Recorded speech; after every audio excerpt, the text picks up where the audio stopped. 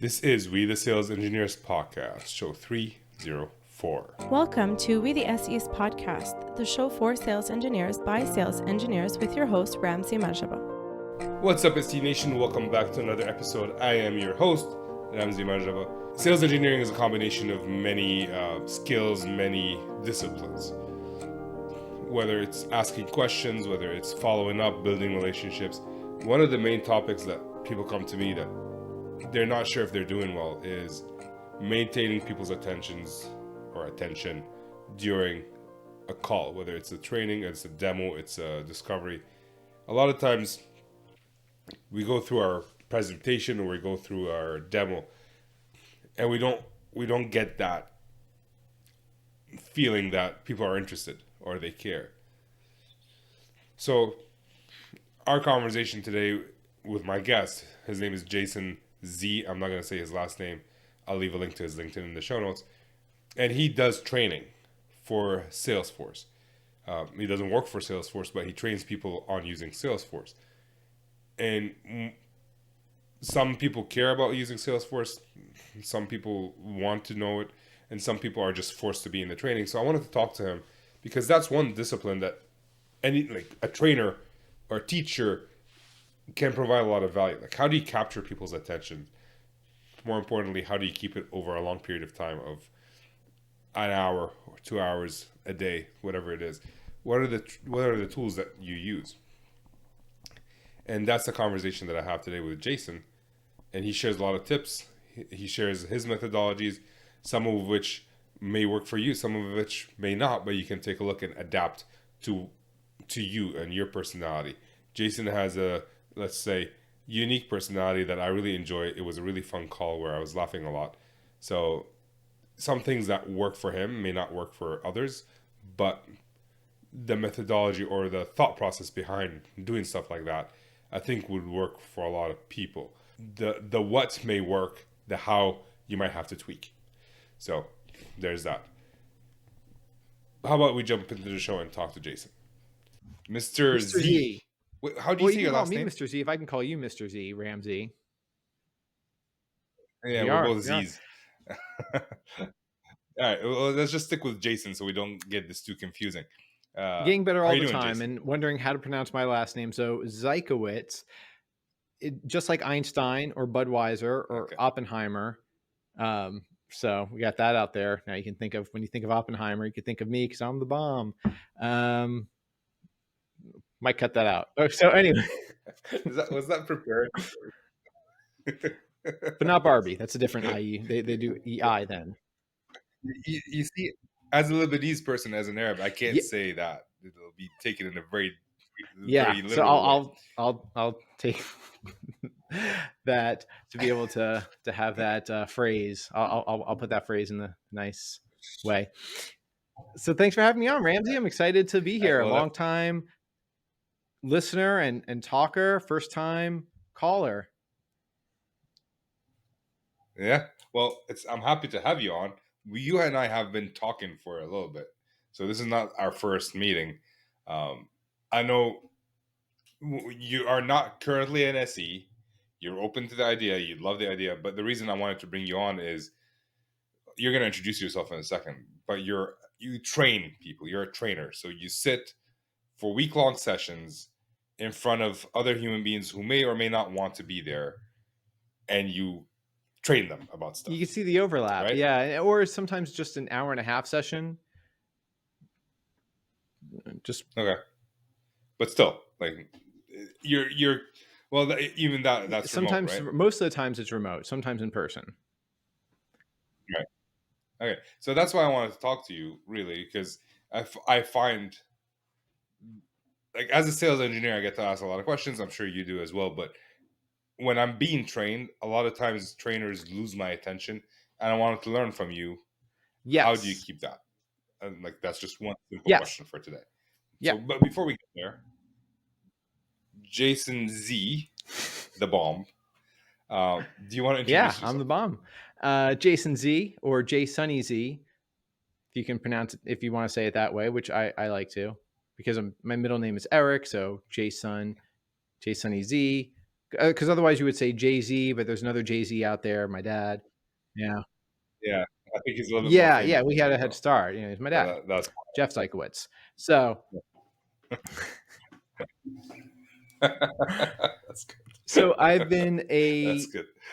a technical trainer. Before that, I call myself there's a phrase in the Salesforce community of accidental admins, people who never studied tech before, but now that responsibility fell on their lap, and now they feel great, empowered. That's not my journey into tech. Mine is being a coincidental change champion. So, so having to roll Okay. out Salesforce coincided with my previous roles in education. So I have a lot of experience in education and growing experience in tech.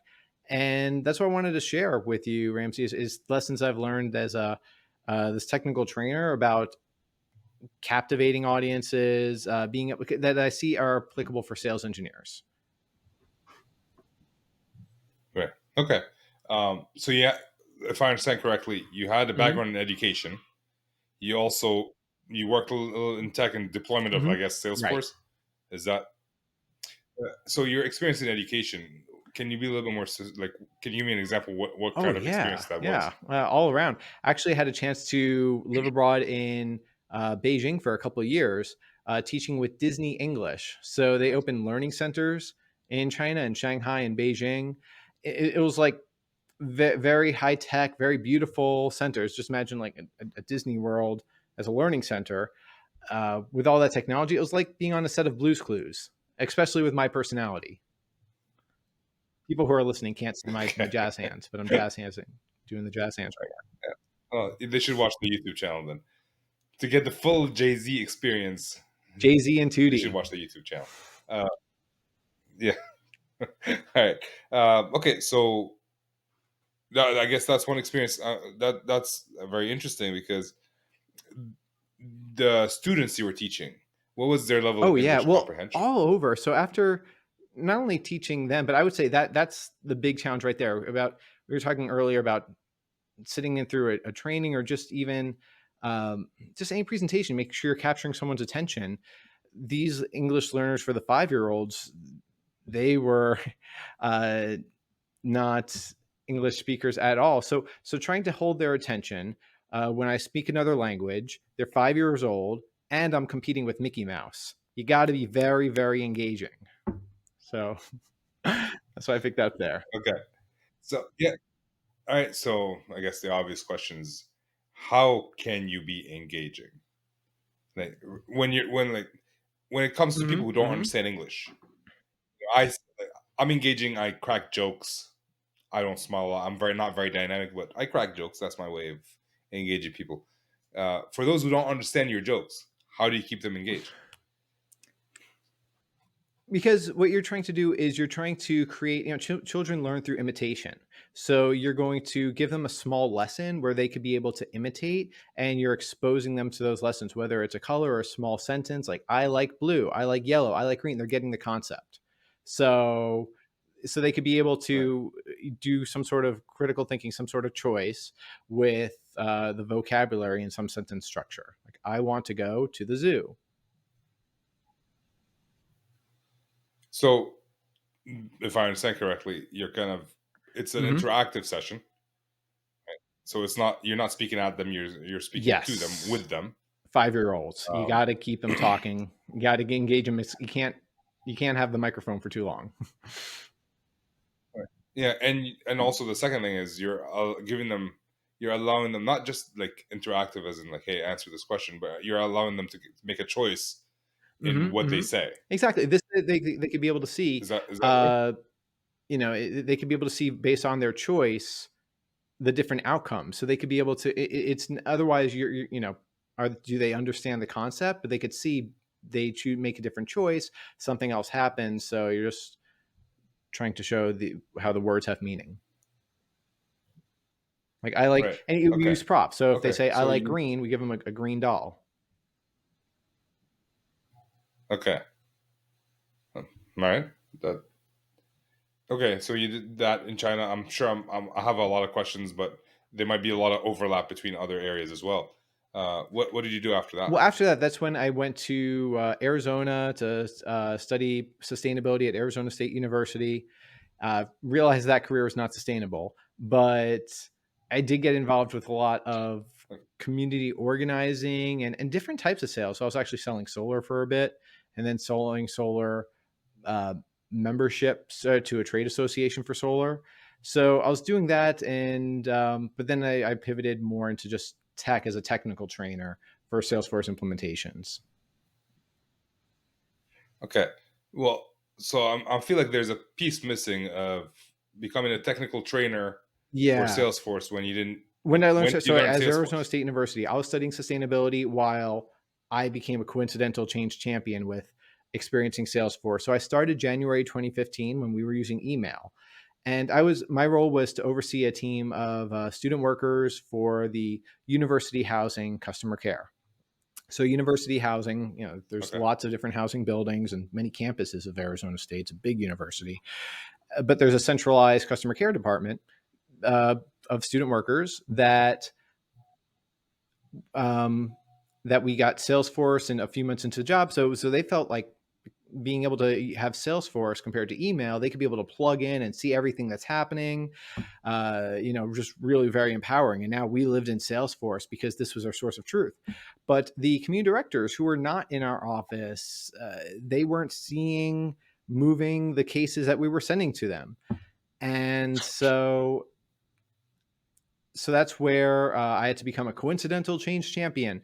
Some of them just had to give them. Some of them just had to give a little push. Recently, I heard the metaphor that people are like rocks. Some are smooth rocks like bowling balls. You could just let them go and they'll go. Some, especially with change, more often are a little more rigid. So you got to push them every time to move every time.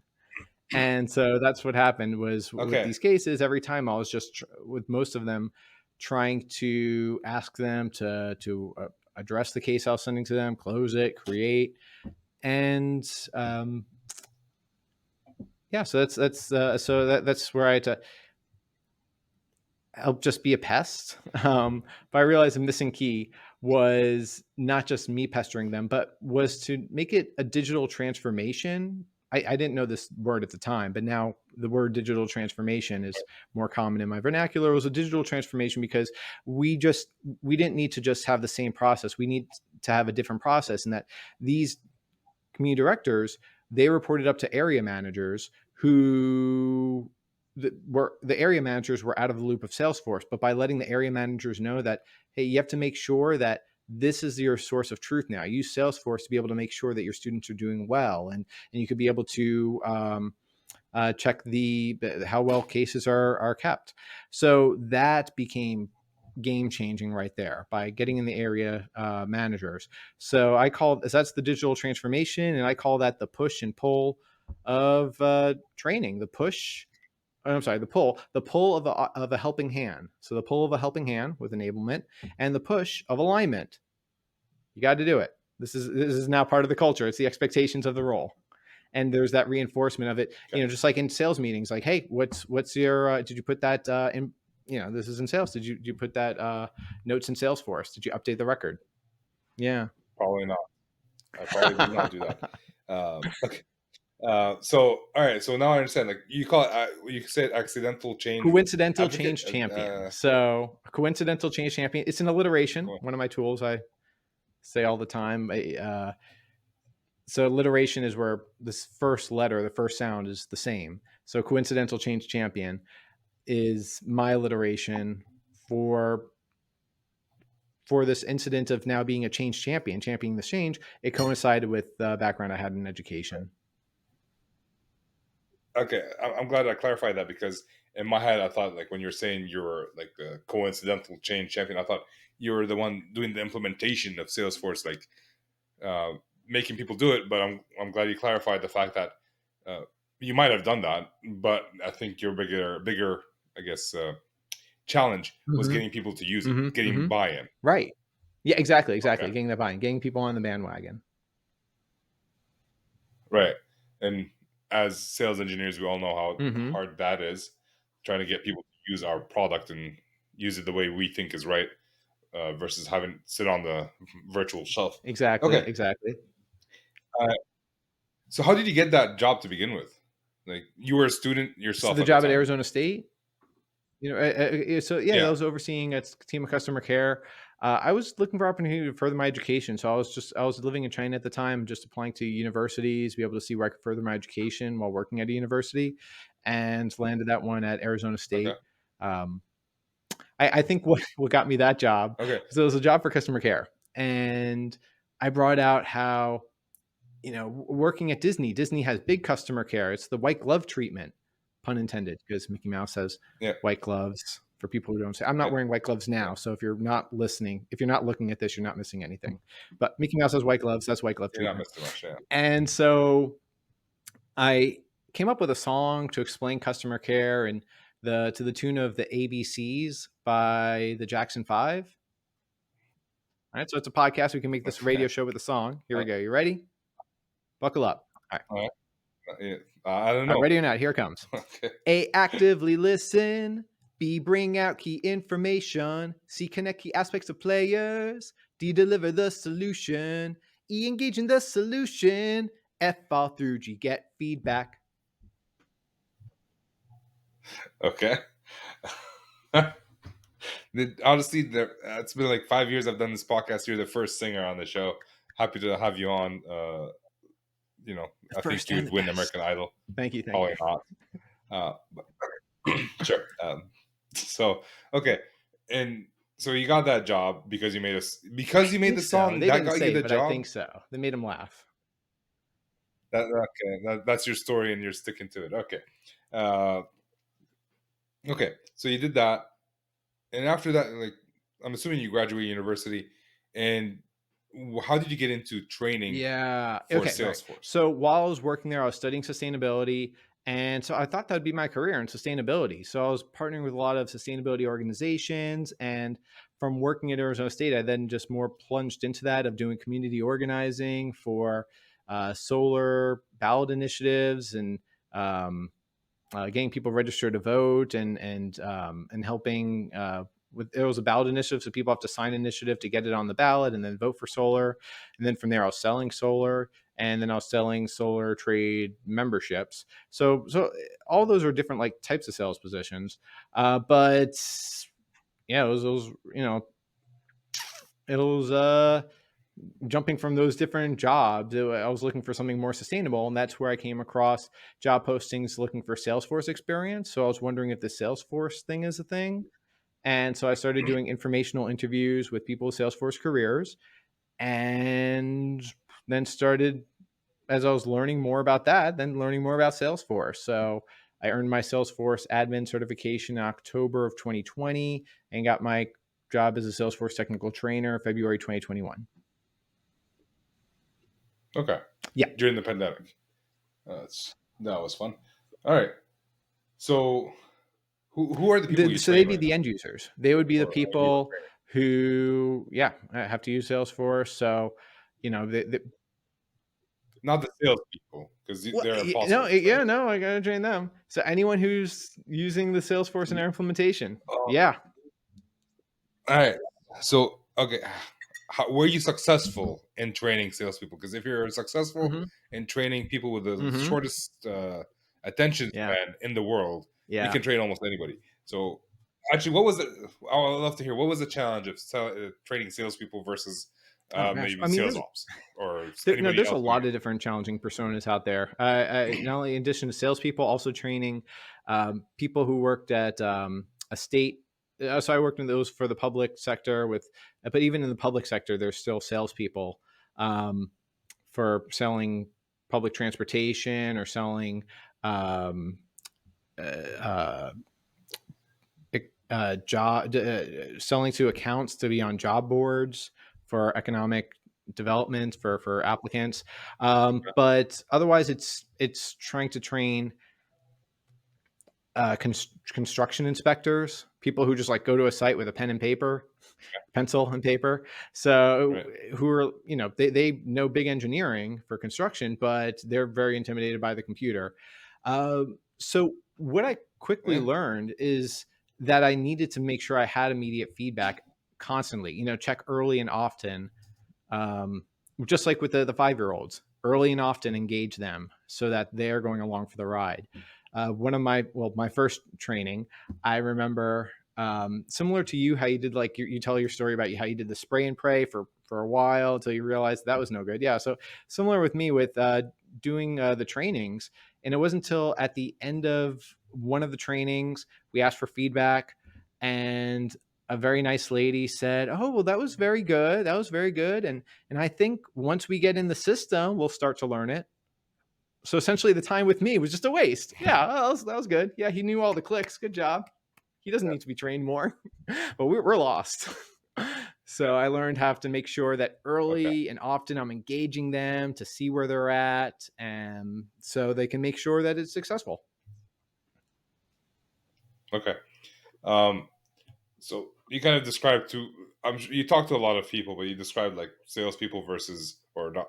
You said salespeople. You also said like Yeah, construction, yeah, but like people who are just really farming. stuck in their ways. That's how I consider similar salespeople. Yeah. Yeah, I mean, salespeople know the value of Salesforce. Mm-hmm. Hopefully, right? They might not know it, but just the attention span, because they're getting calls, they want Mm-hmm. to close deals. How did you deal with people who want to learn but just are Yeah. not there with you? Like, how do you keep their attention? I know, like, interactivity is good, but if someone just walks out of the room in the middle of Mm-hmm. you interacting with them, it might not be a Yeah. good So you want to result. partner with that. So at the beginning, what I've done is I create a roll goal poll. All right. So it's not an alliteration, but it's a rhyme. It's close to a Okay. song. So now we got two. We got two in the one podcast. Okay. Oh, I mean, are you that's gonna it. sing Roll again? goal poll. I It's don't know if I it's can handle you it's singing. just a It's one line. It's a private one line concert. song. A roll goal poll. So the roll goal poll, I start off the meetings, especially as at the beginning of the meeting, as people are trickling in and you have that awkward silence. So where are you from? Oh, it's cold, huh? Yeah. Yeah. Awkward. All right. So instead, I do the roll goal poll. Let's use this time productively. I will ask for people, especially I like to put this in the chat if there's just people that are coming in. I say, hey, in the chat, put what's your role and what's your goal. So what's your role? You can put your title, but what's your role? If you can give a little description as it pertains to what we're going over today. So you're a salesperson. Okay, that's your role. You're a salesperson. That's enough said right there. What's your goal? What do you hope to learn from this? What do you hope to learn from today? Right. That's the roll goal poll. Okay. Something I like to do is, especially if I'm talking like to a higher level who need to come in Mm-hmm. and out, I kind of tell them like, hey, I'm gonna address you for this amount of time Mm-hmm. and address you, or uh, I know you guys, especially if it's a long like 3 hour, Mm-hmm. 4 hour, whatever. So I'm like, hey, I'm gonna take like 10-minute breaks here, here, and here. So know that you can go out and do your calls or whatever during Exactly. that time. Go ahead. Yeah, like setting expectation, Exactly. basically. Exactly. Exactly. Hey, It's like, what are you looking for? Okay, let's make sure we cover that in the time that you're here. yeah, understanding why they would Mm-hmm. get distracted. So understanding your audience, which is very similar to sales engineering, and giving them the time where, hey, feel free to get distracted. It's the same thing I do, or I try to do. Try. It's like, hey, I don't want to go down a YouTube rabbit hole. So instead of just having YouTube open all day, I have these 10 minutes to open YouTube later on if I achieve my goals. Okay. What about those who kind of are hesitant to use a new Mm-hmm. technology, right? Salespeople, they know how to use Mm-hmm. it, they want to use it, they just may not know how, they need training. People who are kind of coming Mm-hmm. in new, like as a sales engineer, if I want to sell some new product that they've never seen and I Mm-hmm. want to show them their value, what do you do to keep their attention, to get them interested in what it is that you're So right away with the teaching roll them? goal poll, it's great because of what I just want to also make sure that's highlighted what you mentioned about if there's people who have to go at a certain time, you cover that also in the goal. Like, hey, what's your goal? Are you going to be able to sit here the whole time? Are you just here, just being here? Because you want to make sure if people aren't really Right. active, but they're just there, you don't call on them for a question, but they're not really there. So you want to know the goal, like, do you hope to learn something? Great. We'll make sure that we're going to cover that this time. Does that work for you? So you're setting all that out with a roll goal poll. And that, yeah, Okay. Sorry, is that right the during, like, before you get on the yeah, the call? roll goal poll is Go ahead. like I said, it's the pre-show before, as people are trickling in, I'll if I can be able to just have my screen already So up, just have a screen that says roll goal poll. What's your role? What's your goal? what information do you have beforehand before you get into this meeting? Training? You can hope for the best, but expect the worst. You can hope to be able to know everyone who's in the meeting Right, and hope that they know too. right. They don't always know. No. Okay, so similar. I just talked about a demo that happened where someone got invited last minute, and it's like, why Yeah, am I here? exactly. That's why I do the roll goal poll, just to make sure, and make a list, check it twice.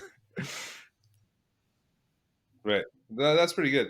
My suggestion on that was, hey, like this is what I heard slide, which I learned from Chris Waite. Mm-hmm. But it's good to actually like this is what I heard. What about each Mm-hmm. of you? Like have a roll Mm-hmm. goal poll, which I'm gonna start using. The song catches Roll on. goal poll. Yeah, there you go. I'm gonna start singing it. Roll goal poll. Anyways, it's turned into a jazz thing. So yeah, I'm probably gonna like, hey, this is what I heard slide. This is good. This is what I heard slide. Does that work for you? Do you have any other like? Is there anything else Mm-hmm. that you want? Which is what we do at Mm-hmm. Endeavor. Okay. All right. So Mm-hmm. you do that. That's how you capture their attention Mm-hmm. attention at the start. Right? How do you So maintain you it? want to make sure. What I'll do is I'll do at the beginning. Let them know how I engage them with the roll goal poll. I'm going to want to be engaging them throughout. They can be able to raise questions or reflections, but I'll also pause with the before and after section. With the tell, show, tell. So the tell part, we could be able Okay. to uh, do a little polls like, hey, what are you expecting from this? What do you want to make sure we cover? And then afterward, what do they think? So you could be able to, so we'll have those milestone check-ins. Um, Right. and I open up the options of questions and reflections. Another song, questions and reflections. So questions for clarity Okay. and considerations. An alliteration. Wait. Yeah. So questions for clarity and considerations, which is an alliteration. So for clarity and considerations, clarity. What did you say? What did you do? What is this? Let me know if you're lost, because Right. I'm not. I love to hear myself talk, but I'm not here for me. I'm here for you. So clarity, let me know. And considerations. What about that? What about this? Wonderful. And I like to say this. I like to say just let your imagination go wild. Shoot for the moon, but no, it may take 11 Apollo missions to get there. So this way, you're encouraging them to just brainstorm with their wildest wish. You're getting that out Right. there, but you can be optimistic while being realistic with saying, great, let's get that out there. And So, now we can have these cards on the table. okay. So you're getting people to talk to each other. It's not just like, hey, ask me Um, questions. It's like, hey, if we're so, brainstorming, so with those brainstorms, I mean, like it's, I'm trying to create controlled chaos. So I'm trying to be like, where right? the orchestrator of a jazz, um, You're the the maestro, maestro of a jazz band, where the audience is now the right? musicians. So I'm trying to be that maestro who's trying to get different instruments to play, but still making sure that everything's staying in time and there's no instruments playing over each other, especially virtually. You want to make sure that there's just one stage. Um, so Yeah. I'm letting them know, hey, play your part. I want to hear your tune. And I'll be making sure like that's a great consideration. Yes, we're going to be getting to that later, or let's parking lot that, see if we can address that at the end, or I will get back to you. But let's make sure we get this all out. Right. Okay. So you mediate, like you're mediating conversations when you Mm-hmm. need to. Do you have any questions in your prepared? Because a lot of times, a lot of junior SEs that I work with, th- they do a section. They do the Mm-hmm. tell, show, tell, and they're like, "Any Oh my questions?" God. And I hate the okay, crickets. No, no, man. I yeah, eat crickets for breakfast. Not really, but in the future we might. It's a good yeah, protein source. We'll see. I know friends who do. okay. You know- Well, let's agree to disagree, but all right. Which is why I changed like the way I modified it is like tell, show, Yes. ask. Right. So I have questions Yeah. prepared. Is that something you do Yes. in training? Yeah, exactly, exactly, Okay. exactly. Don't, and that's what I meant by eating crickets for breakfast. Is that like I will sit there in the silence and I'll let them know if you're being quiet, I'm assuming you're thinking, and so I'll want to prompt them with Yeah. saying, okay, what questions do you have? If no questions, what reflections do you have? Do you think that was good, or it was okay? Not really. So reflections. Oh yeah, or oh no. Especially in the chat, they can just put oh yeah or oh no. Right. Now I got them. Oh yeah. Oh, what did you like? Okay. Yeah. So the way I ask questions is like, hey, we just saw this. How do you Mm-hmm. think you're gonna use it? Something like that. How would you implement it in your system? How would that make your life easier? How would that help you? So I ask questions, open-ended questions like that. Uh, but I've had situations where Mm-hmm. it was silence, right? And my goal is not break the silence, Mm-hmm. right? I had a manager. I've told the story before. I think I had a manager who'd in support. He'd ask a question on the phone, and no one would answer anything. So he'd say, "All right, silence is golden," and he moves on. S- right? Which in his role, whatever, like he Yeah. doesn't really care. Like if you don't bring up an objection, cool, we move Mm-hmm. on with our lives because it's post sales, it's support, as long as the product is fixed. But in sales engineering and in training, if like no one asks the questions, like Yeah, were they listening? exactly, exactly. You're losing them. Maybe they're still like assume they're thinking about it. And now if you move on, they're going to be falling behind and they feel not included. So really Yeah. give them that space and let them know that, please, I want you to be thinking, deep thinking. So like I know you're aspiring to be a sales engineer. You'd love to be a sales engineer. Um, I know in my mind, like I have an idea of what are the transferable skills from being a trainer to being an SE. But what do you think has prepared you Well, I to put become this an as an SE? alliteration, of course. I think of Okay, of course. coordination, questioning, and communication. Questioning is kind of a C. It's a C sounding. So coordination, questioning, and communication. So the questioning, I think we covered that. The questioning early and often. So early with that roll goal poll, and often with not taking silence as an answer. I let them know if you're quiet. I eat silence for breakfast. It's my I meditate in the morning. Actually, I really do. So so being able to, being able to engage by questioning is the first part. Does that make sense? Yeah, no, that does. Um, have you had like I've done training where I've had people kind of question me in the middle of the training, like about my skills, like you suck or something like that. Have you ever had to deal with anything like In the that? middle of a training or sales demonstration? No, no, training. I was giving training to clients, and they're like, "Oh, this is useless," and they Mm. walked out. I mean, So it was yeah, an no, interesting time. there's only so much you can be able to do in a group where you to handling those one-on-ones. Uh, it reminds me of one instance is with the construction workers where the manager of them, he knows how to get these guys in line. Oh, these guys won't change. You really gotta, break out the whip to get them to move. And they've been dragging their knuckles for this to not move to this change. So when I go there to an on site, one of them is like speaking up with a few questions that are actually really good considerate questions. But the manager, because he's just like, he's done with this. He's done with this. He's like, hey, you, this change is coming and you're going to like it.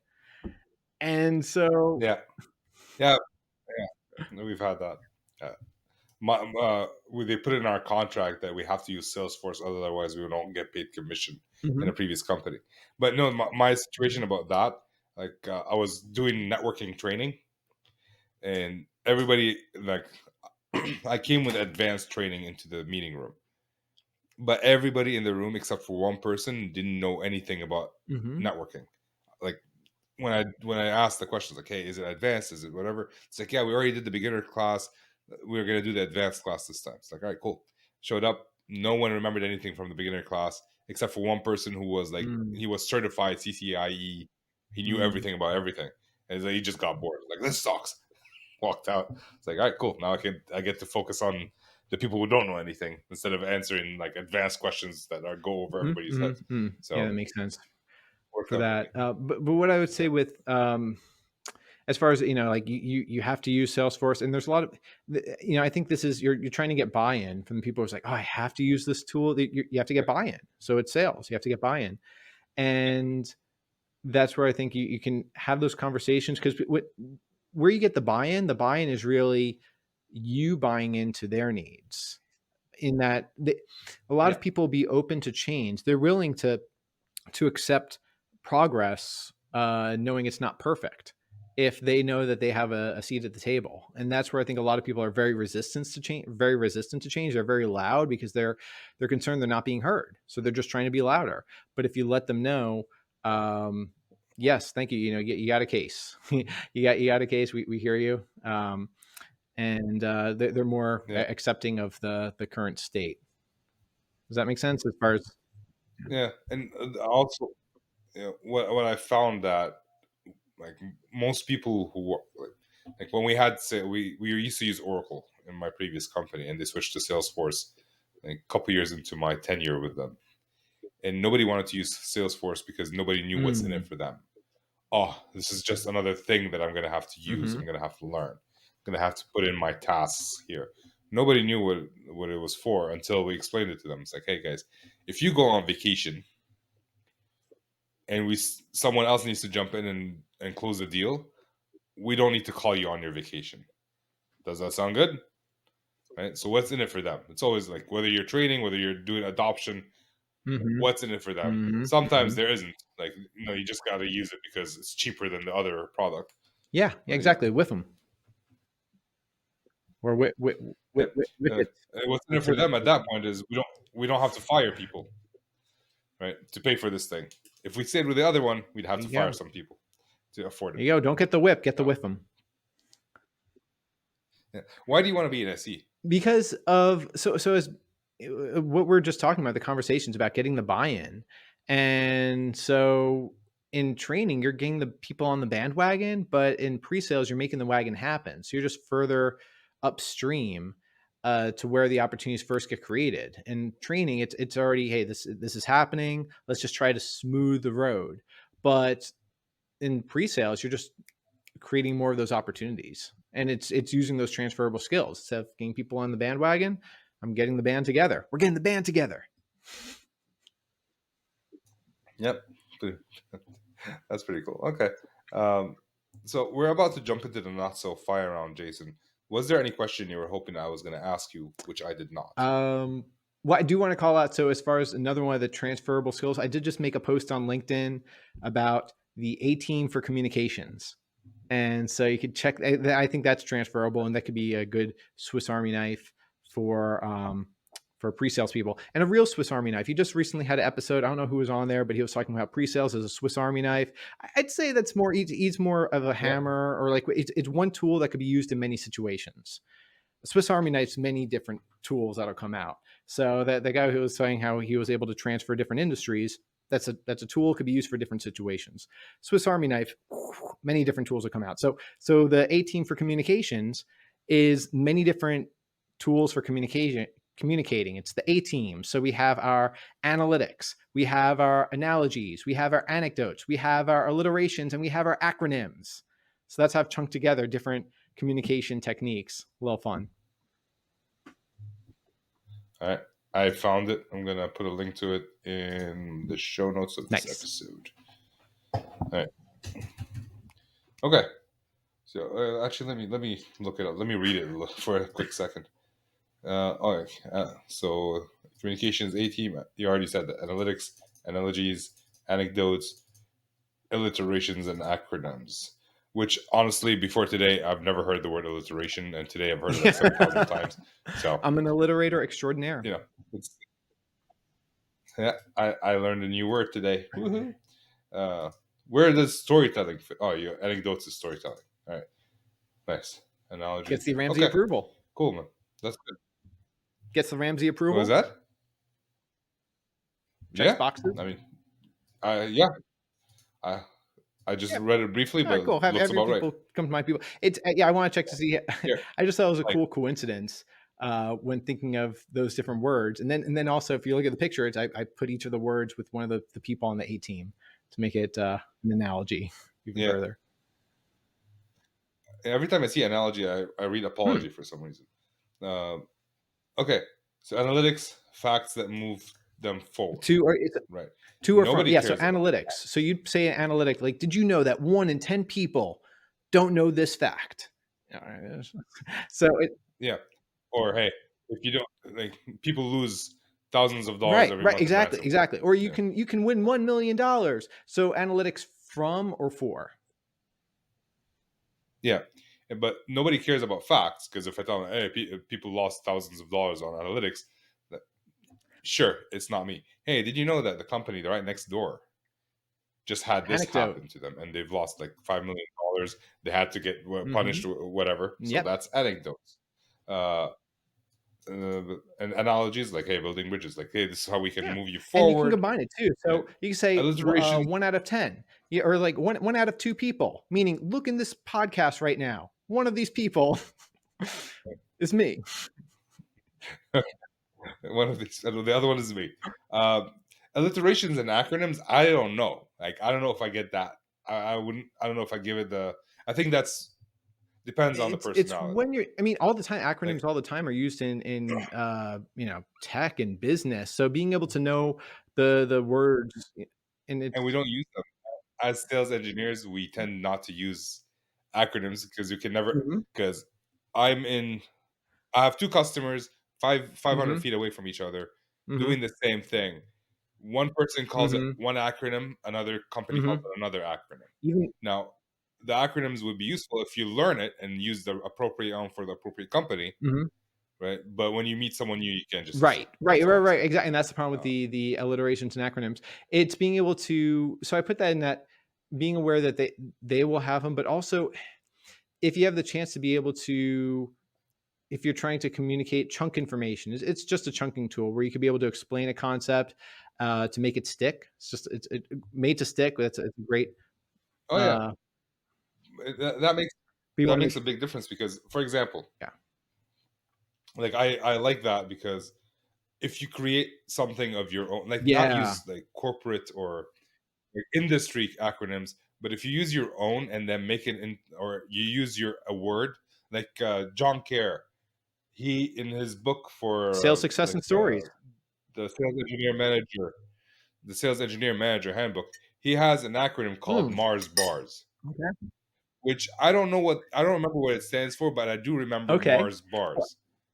And now in my head it's like, I need to look it up again. And if we're talking to customers, you might be Yeah. memorable because of that. Again, depends Yeah. on the personality. Um, Yeah. but yeah, like it's douable, as we I say in have French. to check out the Mars bars. I do Like, know he has an I just made it up. alliteration for the goals for SEs. The outcomes should be sales, success, and stories. Those should be your targets. For as an SE, you should hit your sales, sales success. They should be successful after the sale. So you're setting up for success, and that leads to a good story, which leads to another sale. That's successful. It's a cycle. And then of course Chris White's six I'm, key habits. Yeah. the 6 habits. Yeah, like these are more marketing terms and branding terms that can be used, right? And as I've told many people before, sales engineers are more like Mm-hmm, mini mm-hmm. marketers, or marketers at a smaller scale, Right. right? Right. What does I don't Mars know, bar but so stand if you for? want to communicate, hey, with this, you'll be able to increase revenue, reduce risk, and um, re- reduce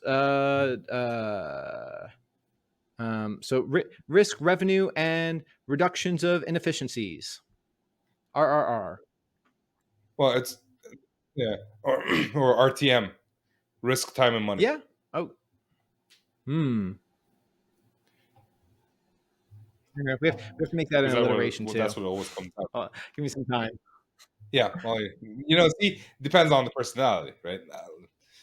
RTM doesn't really sound catchy, right? But yeah, Mars bars does. Now I have to go find what it Get me is. hungry. All right, Jason. It's time to move on to the not so fire round. These are the same 4 questions I ask almost every guest, and I'd love to hear your thoughts. I think I already asked the first one, but let's see if we could get a different answer or more in depth answer.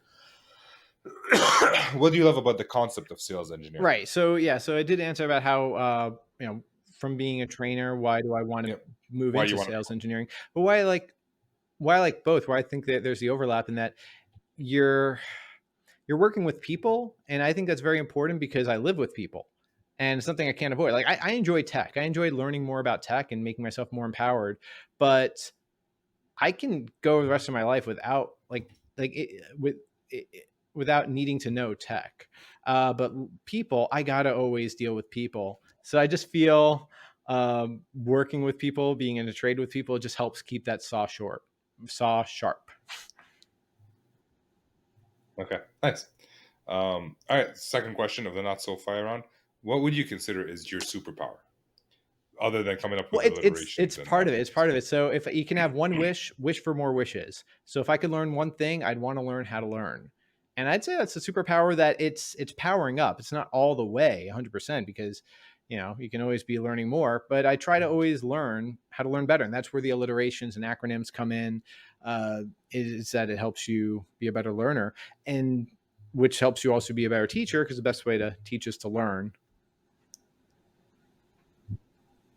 Yep. Okay, I like that. Best way to teach is to learn, and the best way to learn is to teach. Which, Yeah. Yeah. Oh, okay. calling out the shirt I'm wearing right now. So Uh, I'm wearing a fish shirt for people who don't see. Uh, so it's a fish shirt because this way I can stay in school. okay, school of fish. Got it. Uh, took me a second. It's like, what? All right. That's a good one. Question number three is there a resource or book that you recommend to people who want to learn about, I don't know, creating acronyms or learning Yeah, about yeah. learning? Jim Quick with he he has a book, I haven't read it, but he has a podcast called Quick Brain with Jim Quick. This one, this book, Oh, you got it? Limitless. Oh, Jim Quick. Yeah. Okay. So with KWIK, there we go. See, this Yeah. is why you're a smart guy. We're on the same wavelength. I have it just on my I have it on my bookshelf. Doesn't mean I read it. And ironically, once you read it, you'll be able to read it So faster because it goes over how to be a speed reader. So it took me a long time to mm, read that book. it should be So faster the second time around. maybe, yeah, because I already know what's in it. Okay, so you would recommend this book and his podcast? Also recommend. I want to give a shout Okay, out to a great app called Snipped. It's SNIPD, and it's what I okay, used to listen to you, Ramsey, as well as the other podcasts. It's a podcast app that lets you take notes. So while you're listening to while you're listening to a podcast, if you hear information, it's just going to go in one ear, out the other ear, or in both ears, out somewhere. And so here you could be able to double click your headphones or press a button on your phone. It'll make a clip. You can make notes right there or get back to it. And it syncs to Notion in real time. So you can then you can update your notes in Notion. okay, okay. So that's two, Snipped and Notion. Cool. Last question of the not so fire on J Easy. Uh, is there a habit that you're working on to improve in your personal or professional life? Yeah, I would say going with my superpower. I'm always open minded about how I can open my mind more, but not too much so it'll fall out. Okay. How do you build the habit of opening your I try to mind? get better every day, every uh, sometimes twice a day. So I journal, or at least just in my mind, I go through a checklist of prompts about what did I learn today. So that's one great learning habit right there is review early and often. So I'll review what did I learn today. I'll see what did I do well, what can I do better, um, what did I innovate, and that one's great because if you don't think you're an innovative person, if you start finding stuff, you're going to then just build in that belief. Similar with gratitude, what am I grateful for? So this is actually an alliteration right here of gratitude, gains, goals. Goes into my journal, spelled with a G. And so, Okay. but gratitude is another thing that's great because it's a practice. When I was on the pre-sales talk, which was happening on Twitter, now known as X. Samuel, shout out Samuel.